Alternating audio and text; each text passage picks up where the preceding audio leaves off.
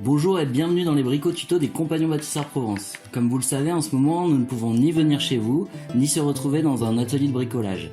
Vous avez été nombreux à nous solliciter pour des conseils techniques, c'est comme ça qu'est née l'idée de bricotuto.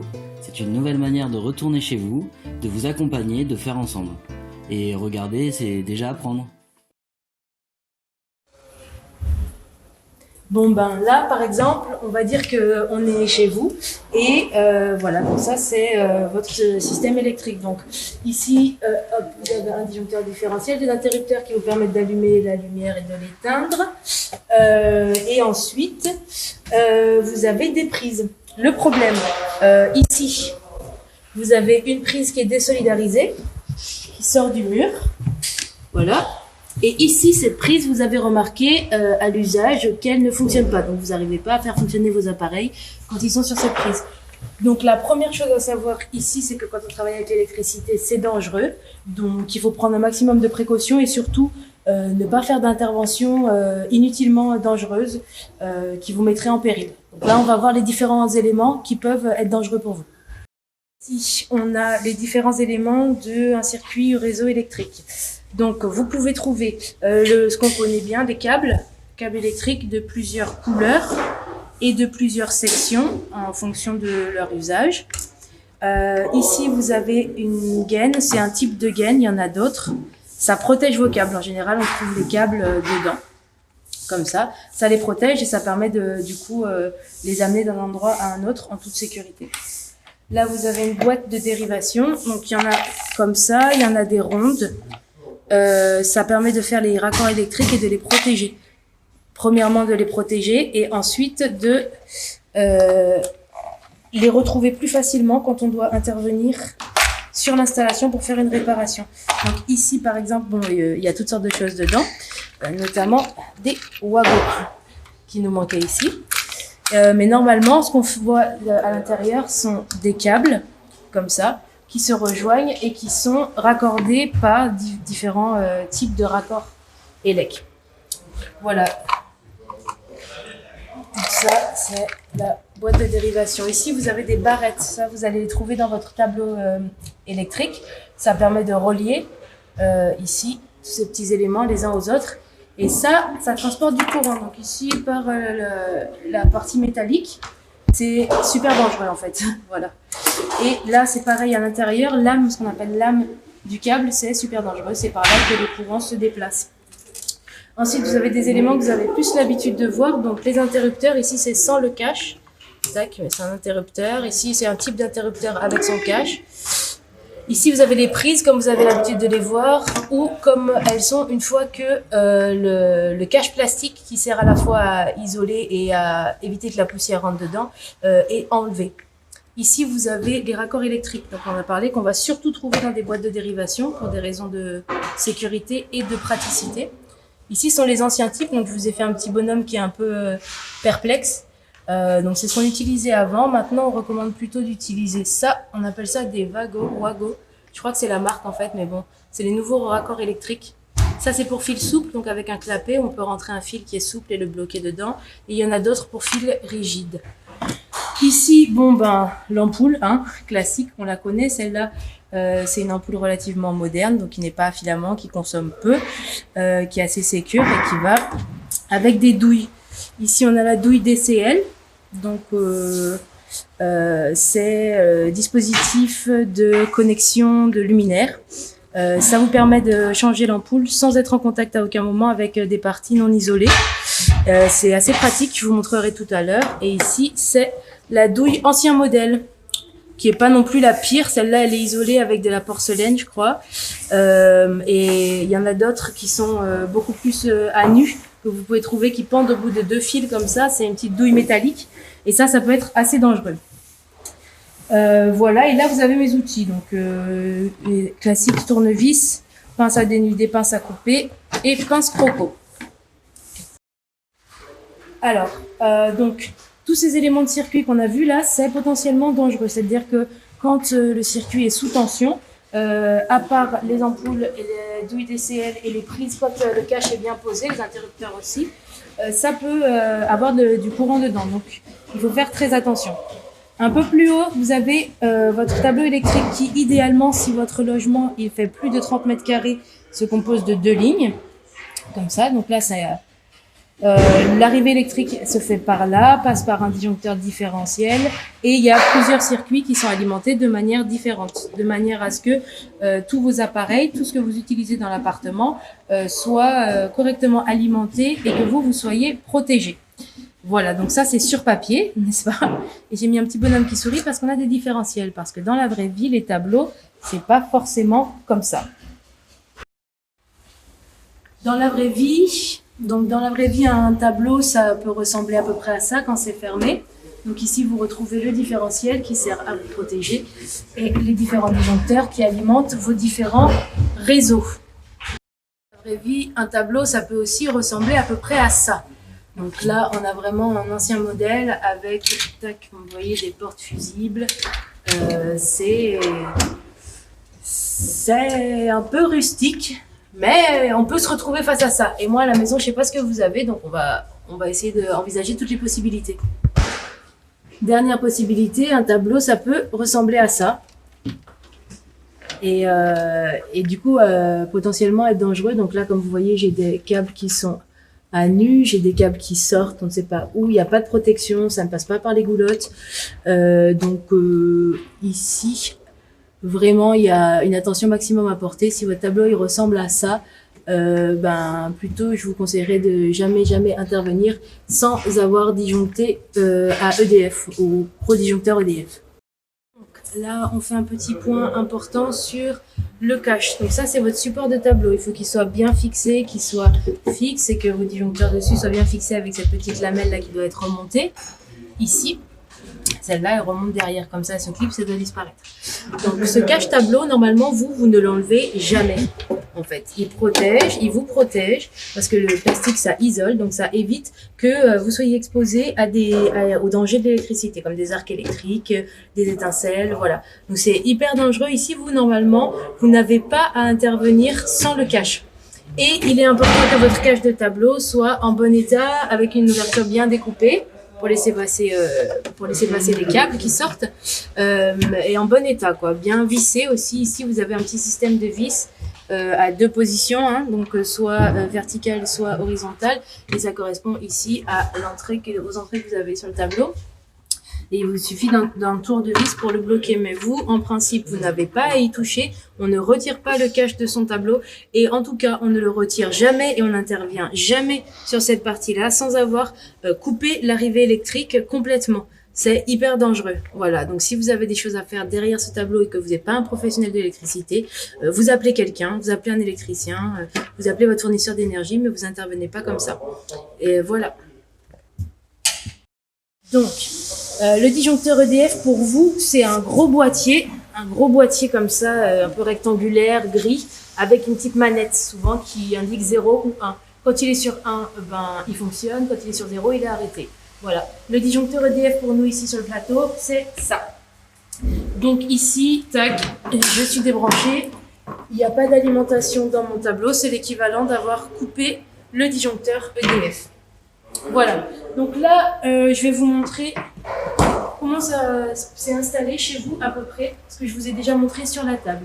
Ici, vous avez une boîte de dérivation en action, comme on pourrait dire. Donc là, elle est ouverte pour que vous puissiez voir.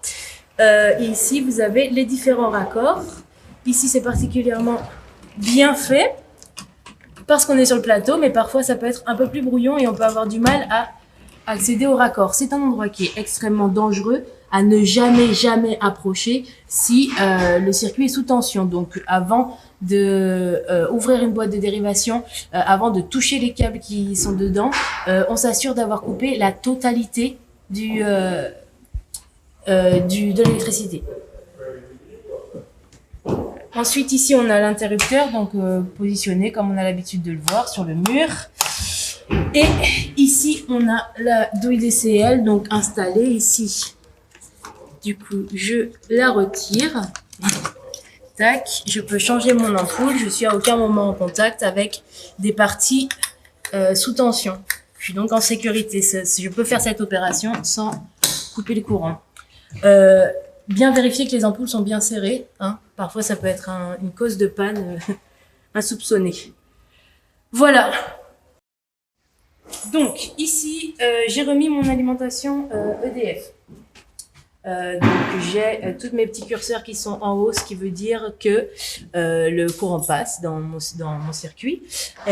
Une chose qu'il faut faire régulièrement sur son différentiel, donc parfois on a un différentiel, parfois on en a plusieurs, un par ligne en fait, et même sur certaines installations j'ai déjà vu 2 sur la même ligne. Donc bien faire attention que le différentiel peut couper uniquement les disjoncteurs qui sont derrière lui, donc bien faire attention.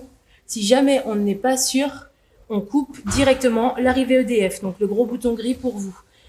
Et un truc à faire régulièrement sur ces différentiels, c'est le petit bouton T qui est ici, qui veut dire test. Ce petit bouton T, à peu près tous les mois, tous les 2 mois, il faut l'enclencher et vérifier que la manette s'abaisse et donc que mon disjoncteur fonctionne bien comme il le doit, c'est-à-dire qu'il coupe le courant en cas de besoin. Donc là, le besoin est créé par l'appui sur le bouton T. Et dans la vraie vie, le besoin est souvent créé par une partie de l'électricité qui s'échappe en fait du circuit. Et donc pour éviter que ça ne vous rentre dedans et que ça vous fasse du mal, ça coupe, ça vous protège. Ça, c'est votre protection. Voilà, donc à peu près tous les mois, tous les 2 mois, faire ça. Ici, je relance donc le circuit. Et je vois que donc j'ai mes lampes qui fonctionnent, tout va bien. J'ai ici un petit interrupteur qui bouge. Alors ici, l'interrupteur qui bouge, c'est une intervention que je peux faire pas en direct, puisque normalement j'ai un cache ici, qu'il me faut sortir le cache et que je ne sais pas ce que je vais trouver derrière. Donc j'ai 2 solutions, soit je disjoncte directement ici, tac, au disjoncteur qui correspond à l'intégralité de mon tableau, ou au disjoncteur EDF si je ne suis pas sûre. Soit j'ai la possibilité de me dire, voilà, ici j'ai de la lumière, quand je baisse ici, j'ai toujours de la lumière, donc ce n'est pas ce disjoncteur qui alimente, je remonte. Quand je baisse ici, je n'ai plus de lumière, donc c'est ce disjoncteur qui alimente. Ici, je suis en sécurité sur l'intervention de cet appareil interrupteur. Et je vais donc tout simplement venir derrière le cache, resserrer les vis. J'ai pris un cas très simple, là c'est uniquement les vis qui sont resserrées. À l'avenir, j'essaierai de faire des vidéos où il y a des cas un peu moins simples, par exemple des cas où la vis n'est pas là, ou c'est un interrupteur à griffe. Ici, donc, ça nécessite encore un petit tour, il ne faut pas hésiter à serrer sans abîmer trop le cache qui est derrière. Là, ici, je renvoie. Voilà, je suis refixée, mon interrupteur fonctionne, c'est cool. Ensuite, je vais intervenir sur les prises. J'ai une prise qui est désolidarisée ici. Donc, non seulement elle n'a pas le cache, mais elle sort du mur. Je ne sais pas ce qu'il y a derrière. Je ne peux pas faire confiance sans voir. Donc, plutôt que de faire une coupure partielle sur le disjoncteur, je vais couper au différentiel ou carrément à EDF pour me mettre en sécurité. Je me mets en sécurité pour ne pas avoir le moindre contact avec des pièces de métal sous tension. Voilà. Tac, ici, je vais donc retirer ma prise en faisant coulisser, en fait, ici, vous voyez, je fais coulisser pour que la tête de la vis passe à l'endroit où elle peut passer. Tout là, elle est bloquée, je peux serrer. Ici, la tête de vis passe, je peux sortir. Normalement, j'ai assez d'espace pour voir ce qui se passe un peu derrière. Parfois, les fils sont courts et on n'y arrive pas. Donc ici, hop, je réoriente la prise correctement. Je vois que mes vis sont en bon état, ça peut passer. Hop. Je vais sortir ici parce que j'ai la tête de vis qui est bloquée. Donc je vais sortir la vis. On coupe la vis jusqu'au bout. Je peux toucher la vis sans problème parce que je ne suis pas sous tension, donc je suis en sécurité. Hop, derrière on aperçoit le boîtier qui sert à accueillir les fils électriques et l'appareillage de la prise. Ici, je remets ma prise à l'intérieur, si elle veut bien. Souvent, il faut réarranger les câbles pour qu'elle se fixe bien. Je mets la vis à un endroit qui va bien.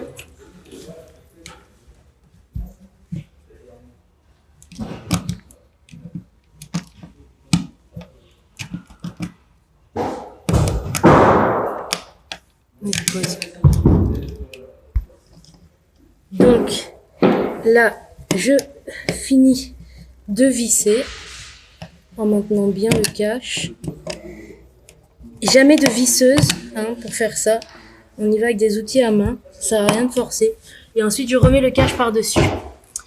Ensuite, prochain problème qu'on avait trouvé, et ces prises qui ne fonctionnent pas. Donc je branche un appareil dessus et elle ne fonctionne pas. Ici donc je travaille toujours en sécurité. Je retire. Ici moi c'est ma prise de courant. Pour vous c'est l'alimentation EDF. Donc je passe l'alimentation EDF sur 0. Et à ce moment-là je suis en sécurité. Donc même principe, je démonte la prise, je dévisse et je fais coulisser. Ici, je m'aperçois qu'il n'y a que 2 câbles qui arrivent dans le boîtier. Je vois un câble ici avec une partie de cuivre à nu. Je sais que j'ai coupé le courant partout, donc je sais qu'il n'y a pas de risque ici. Je vais quand même prendre ma pince croco. On peut y aller un peu avec les doigts comme ça, mais parfois c'est un peu dur. Si vous voyez que vous galérez, il faut surtout pas abîmer la gaine, c'est-à-dire l'habillage plastique qui est autour du câble. C'est ce qui isole et c'est ce qui permet qu'il n'y ait pas des courts-circuits partout dans votre système. Donc on fait très attention et ici vous allez voir, donc on a un petit symbole. Ici c'est le petit symbole de la Terre. Un trait comme ça avec 3 traits. Ok, donc on a la Terre qui rentre ici, vert, jaune, Terre. Ici c'est la phase en rouge, parfois en noir, parfois en marron, parfois en orange. Voilà, et ici, donc, on a le neutre qui va rentrer dans le 3e emplacement, qui est là. Hop, j'ai une indication pour savoir si c'est à la bonne taille, si mon fil est assez dénudé. Donc là, mon fil est assez dénudé. Et je vais juste le rentrer. Voilà. Je fais attention à ce qu'il n'y ait pas de cuivre qui dépasse du boîtier, de manière à ce qu'il n'y ait pas de court-circuit ou d'échauffement. Et là, je vais venir... Chut, remettre ma prise.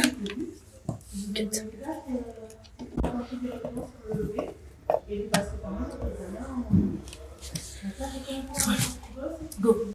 Donc ici, j'ai refixé ma prise. Elle fonctionne, ça je peux le tester avec une lampe. Et voilà, il ne me reste plus qu'à mettre le cache. L'idée, c'est de retester le circuit avec un appareil comme une radio ou une lampe. Donc je remets de l'électricité, je relance ici mon circuit et je branche mon appareil à la prise pour voir s'il fonctionne normalement. Donc là c'était un cas de panne vraiment très simple que j'ai pris exprès pour pouvoir vous montrer comment on peut travailler en sécurité.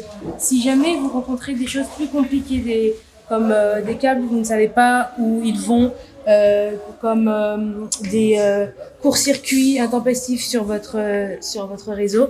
N'hésitez pas à contacter votre fournisseur d'énergie. Ne prenez pas de risques, l'électricité c'est dangereux. Et au téléphone avec votre fournisseur d'énergie, ils peuvent vous aider, vous accompagner à trouver une panne ou à trouver un professionnel qui pourra venir intervenir sur votre système. En électricité, on a des risques pour l'humain, mais on a aussi des risques d'incendie. On a des risques très importants pour les bâtiments, les matériaux. Donc voilà, je peux que vous recommander d'être super prudent et à bientôt pour un nouveau tuto. Ciao, ciao. Merci Yacine. Et voilà, maintenant c'est à vous. Nous espérons avoir été assez clairs et vous avoir donné envie. Et surtout, n'oubliez pas, pour réussir, il suffit de se lancer. À bientôt pour de nouveaux bricotutos.